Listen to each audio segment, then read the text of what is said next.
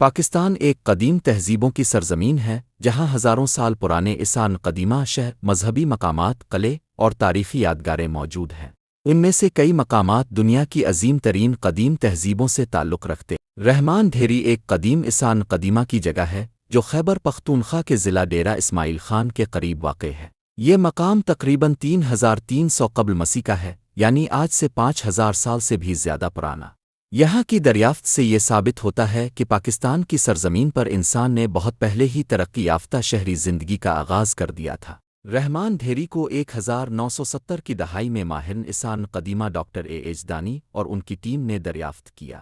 یہاں سے جو باقیات ملی ہیں ان میں شامل ہیں منصوبہ بند شہر کے آثار، گلیوں کا نظام، گھروں کی بنیادیں۔ یہ تمام شواہد اس بات کا ثبوت ہیں کہ یہ ایک ترقی یافتہ اور منظم شہر تھا۔ رحمان ڈھیری کی خاص بات یہ ہے کہ یہ وادہ سندھ تہذیب سے بھی کئی سو سال پہلے کی تہذیب ہے، یعنی جب موہنجو دیڑو اور ہڑپا بھی وجود میں نہیں آئے تھے تب رحمان ڈھیری کے لوگ ایک باقاعدہ شہری نظام کے تحت زندگی گزار رہے تھے۔